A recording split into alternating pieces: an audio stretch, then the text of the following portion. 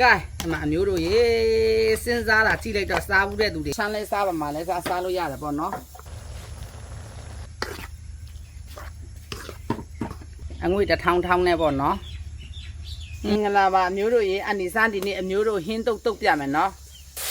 ဟင်းတုတ်ဖို့ရဖို့ရေအနေချင်းထည့်မယ်ပေါ့နော်ရေအနေချင်းထည့်ပြီးရင်အနိစန်းကဟင်းတုတ်ဖို့ရဖို့ဒီမှာငပိထည့်ပြီနော်အနိစန်းတော့ငပိကိုတော့ရှယ်သုံးတာနော်အနိစန်းတော့သုံးတဲ့ငပိတယ်လည်းနန်းတယ်လို့မရှိဘူးကောင်းတယ်မွေးလေးဒီမှာစားထည့်ပြီနော်ဒီမှာချုံမုံထည့်ပြီကဲဒီမှာခရမ်းသီးထည့်ပါပြီဒါစီမပါပဲစားနေတဲ့သူတွေအတွက်ပေါ့နော်ဒါဟင်းတုတ်ခေါ်တာဟန်းအောင်ဖြစ်သွားပြီဒါအနိစန်းတို့အထက်ပိုင်းဟုံးမလင်းရှားနေစားတဲ့ဟင်းတုတ်ပေါ့နော်ဟင်းတုတ်ကိုအနိစန်းတို့ဒါရှားလို့ဆိုဖောက်တောင်လို့လည်းခေါ်တယ်နော်ပြောမယ်ဆိုဗမာလိုပြန်လိုက်ဆိုဟင်းခောက်ပေါ့နော်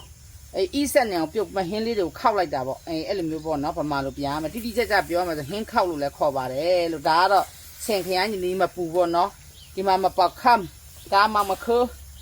ကဲဒီမှာမတ်ထိုးတို့ကြက်သွန်နီတို့ရွှေဖယုံသီးတို့မထည့်ပြီနော်ကဲအဲ့လိုထည့်ပြီးလို့ရှိရင်ရေခမ်းတာနဲ့ဒါအီပေါ့ကြက်သွန်နီတွေဆိုလဲထူထူထဲပေါ့နော်ဒါအမျိုးတို့ပတ်ဝန်းကျင်မှာဒီမှာပိန်းနေစီဒါပိန်းနေစီရတာသူ့လိုက်ဖက်ပေါ့နော်ဒီလိုမိုးဥရာဒီမှာပိန်းနေစီတွေပေါ်ဒီလိုလှုပ်စားရတယ်နော်အမျိုးတို့ကဲအဲ့ဒါလေးကိုအန်ဒီဆန်းကလှုပ်ပြပါမယ်လို့ဒါရှမ်းလူမျိုးတွေပေါ့နော်အထက်ပိုင်းရှမ်းတွေကြိုက်တဲ့ဟင်းလေးပေါ့နော်ဒါတော့ရှမ်းလေးစားပါမှလည်းစားလို့ရတယ်ပေါ့နော်အမျိုးတို့ရေဒီမှာပေါ့နော်ရေလေးရတယ်လူလေးတွေပေါ့ဒီအာလူလေးတွေဒီပိန်းနေစီလေးတွေနူးပြီဆိုတာရပြီနော်ဒါနည်းနည်းလူတဲ့သူရေခမ်းတာလေးပေါ့နော်ကဲဒီ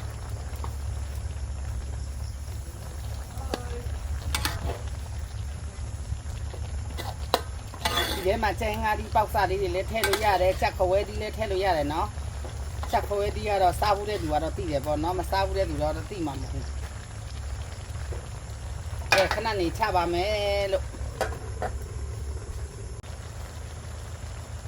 ကဲပိန်းနေသီးလေးတွေပေါ့နော်ပိန်းနေသီးလေးတွေကမာတဲ့ခါကျပိန်းနေသီးလေးတွေလူလေးထိုးကြည့်လို့ရရင်ရပြီနော်ဒီမှာအာလူလေးတွေလည်းရသွားပြီနော်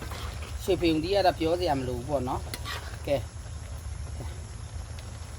ကဲဒီအရေးလေးတိတ်မခန်းခင်ကိုအန်ဒီသားတို့တုတ်တယ်မယ်နော်ချရမယ်နော်ကဲအဲ့လိုလေးပါလို့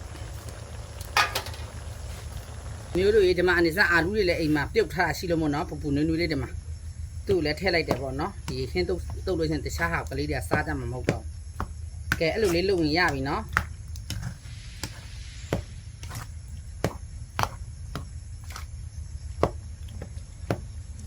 ဒါလေးကိုရှမ်းနဲ့ဖောက်တောင်လို့လည်းခေါ်တယ်ပေါ့နော်မလေးပူတာ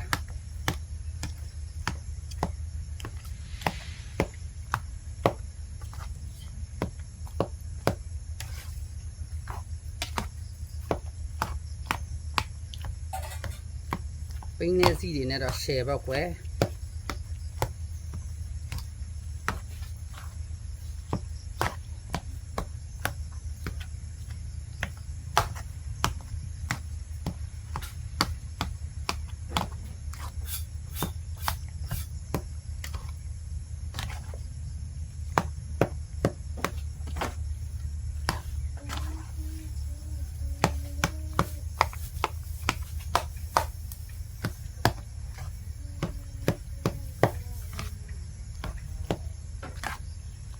ကြက်ခွဲသီးမပါဘူးအနေစားလေ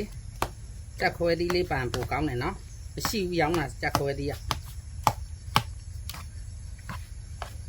ဒါအနေစားတော့ဒီမှာဆိုလို့ရှိရင်ဦးเจ้าနေမှာလေအဖွားကြီးတွေပေါ့နော်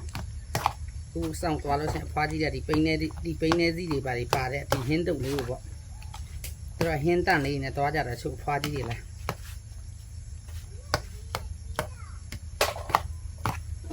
ကဲစားနေစရာလေးနော်ဒီမှာရုပ်သီးထည့်ပြီနော်အရှင်အတွက်ကဆင်ခရမ်းညင်သီးပါတယ်နော်ဒါတံပရာသီးတွေပါနဲ့စားလို့မကောင်းသူဆင်ခရမ်းညင်သီးတို့ကျွန်းခရမ်းညင်သီးတို့အဲ့လိုမျိုးတွေနဲ့စားမှကောင်းပါတယ်လို့ကဲဒီမှာအမျိုးတို့ရေစဉ်းစားတာကြည့်လိုက်တော့စားဘူးတဲ့သူတွေလောက်ကောင်းတဲ့ဟင်းလဲဆိုတာအဲ့မှာဘာမှမလို့အိတ်တမယ်နဲ့သမ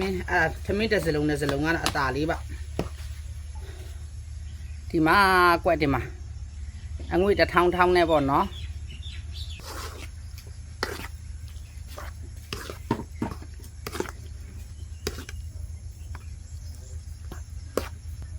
ကဲရော့ဒီမှာစားကြအောင်မျိုးတို့ကဲအမျိုးတွေအားလုံးနေကောင်းကြမှာပြီထမင်းမိန်ကြပါစေတဘာဝကပ်ပြီးမျိုးမျိုးမှလည်းကင်းဝေးကြပါစေလို့အနေစာဆုတောင်းမေတ္တာပို့သလိုက်တယ်နော်မျိုးတို့ရေ